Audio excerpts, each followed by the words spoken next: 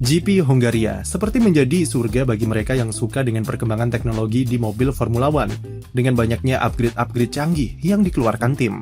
Salah satu yang memancing perhatian adalah upgrade Macarena Wing milik Ferrari, yang sepertinya membuat banyak orang terkejut kagum saat pertama kali fotonya tersebar. Dan bukan cuma Ferrari, sejumlah tim juga memodifikasi sayap belakang mereka untuk sesuaikan karakteristik sirkuit Hungaroring yang high downforce. Sebelum ini, jika kalian ingat di GP Monaco yang punya karakteristik serupa, sejumlah tim berikan tambahan elemen winglet di area tengah sayap belakang untuk maksimalkan downforce. Saat itu, tim bisa eksplorasi winglet tambahan karena kebetulan sayap aeroaktif tidak dipakai di Monaco karena faktor safety. Tapi ternyata ketika di GP Hongaria, yang notabene punya 4 straight zone aeroaktif, banyak tim mampu berikan tambahan winglet di tengah flap sayap belakangnya.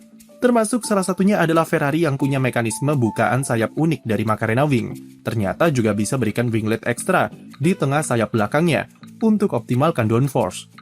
Ferrari menambahkan 3 winglet upwash yang mirip gantungan jemuran seperti yang dipakai oleh McLaren pada GP Monaco. Bedanya di milik Ferrari adalah mereka menambahkan penghubung di setiap bagian atasnya supaya memperkuat struktur winglet dan mencegahnya terlalu lentur karena bisa ganggu putaran Macarena Wing.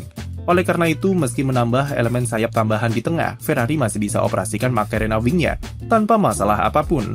Pada flap paling atas juga terdapat elemen ekstensi untuk memperkuat efek upwash dari bawah rear wing, guna perkuat downforce dan improvisasi efisiensi aero saat proses buka tutup Macarena Wing. Seperti yang kami bahas di video kemarin, Ferrari memiliki 3 macam Macarena Wing, yaitu versi standar, lalu versi low drag, dan versi high downforce. Versi low drag baru bisa kita lihat di Monza bulan September mendatang, dan yang kita lihat sekarang adalah versi high downforce.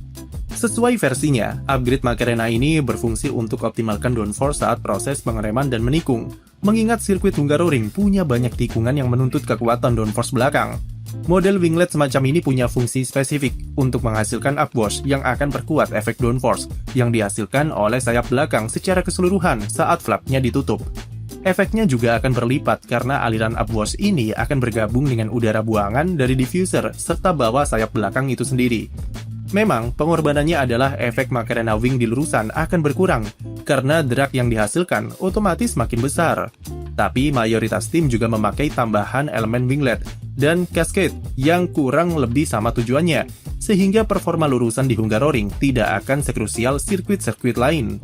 Nah, istimewanya, desain winglet di Ferrari adalah dia bisa membantu proses transisi Macarena Wing jadi lebih lembut secara pergerakan airflow. Karena airflow yang dialirkan oleh winglet ini mengarah ke atas atau upwash. Saat Macarena Wing terbuka, dia bisa membantu menjauhkan aliran angin dari bagian flap saat Macarena berputar. Hal ini bisa mengurangi drag selama sepersekian detik yang membuat proses buka tutup Macarena Wing jadi lebih mulus. Keuntungan lain bagi Ferrari adalah mereka bisa eksploitasi efeknya secara maksimal karena memakai aktuator poros daripada aktuator tengah yang lebih terbatas ruangnya. Jadi apa yang dicari Ferrari adalah mereka ingin maksimalkan downforce belakang mobil di sirkuit Hungaroring tanpa korbankan banyak performa lurusan dan manajemen energi di Macarena Wing. Selain Ferrari, tim-tim lain juga ambil langkah serupa seperti di Monaco dengan winglet tambahan di sayap belakang. Red Bull setelah memarkirkan Macarena Wing-nya di GP Belgia. Trik sayap ini kembali mereka pakai di GP Hongaria setelah mendapat sejumlah perbaikan untuk cegah insiden Max Verstappen terulang kembali. Sama seperti Ferrari, Red Bull juga mampu memakai Macarenanya meskipun ikut menambahkan elemen cascade besar di tengah sayap belakang untuk tambah downforce. Namun efek yang diberikan tidak akan sebesar seperti Ferrari, karena aliran upwash-nya tidak begitu masif. Red Bull lebih mengincar stabilitas airflow di sayap belakang. Salah satu tandanya adalah mereka memasang elemen journey flap yang cukup besar dengan beberapa sirip ekstensi. Journey flap akan membantu menjaga struktur airflow yang mengalir di sayap belakang dan maksimalkan downforce yang bisa dihasilkan. Mercedes agak konservatif dan tidak segila GP Monaco ketika memasang elemen winglet yang sangat kompleks di sayap belakangnya. Mereka hanya memberikan tambahan winglet ekstensi kecil di atas tengah flap, serta area aktuatornya diperbesar untuk jaga struktur airflow.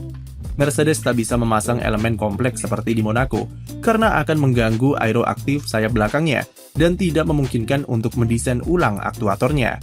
Sama seperti McLaren, yang tidak nampak memakai triple winglet seperti di Monaco, yang sekarang malah diadopsi oleh Ferrari.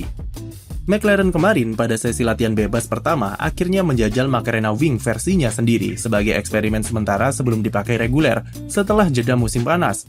Proses buka tutupnya sama seperti Red Bull, hanya saja posisi flap atasnya memang tidak setinggi di RB22, dan efek pengurangan dragnya mungkin hampir mirip seperti Ferrari.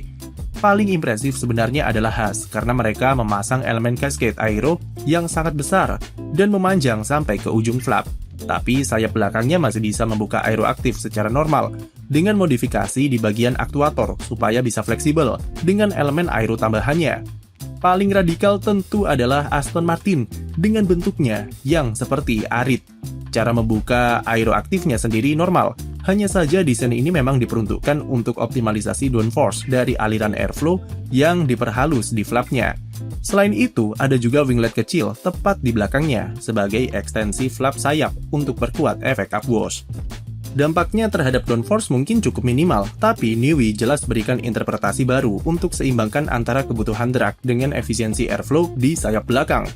Dan berbicara soal Aston Martin, tentu GP Hongaria sangat dinantikan dengan upgrade besar yang diberikan ke mobil EMA26.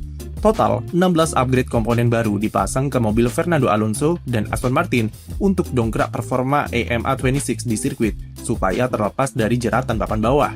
Mereka tidak mau terus-terusan jadi teman setia Cadillac dan Williams dengan harapan minimal bisa lolos ke Q2 dengan upgrade besar ini.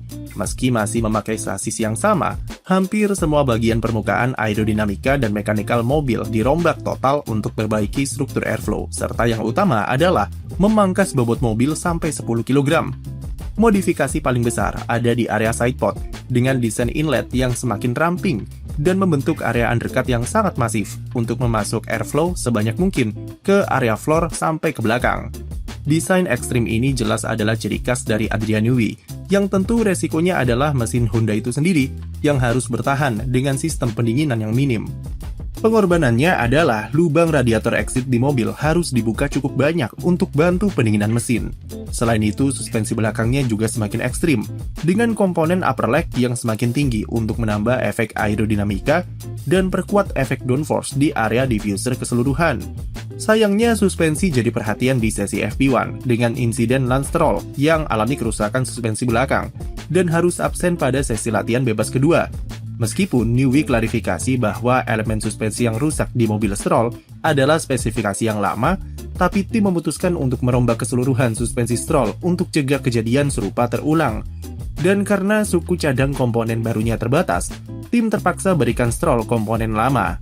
Kami akan bahas upgrade Aston Martin ini di video terpisah karena butuh pembuktian di kualifikasi serta balapan untuk mengetahui apakah spek baru EMA26 bekerja sesuai harapan atau tidak.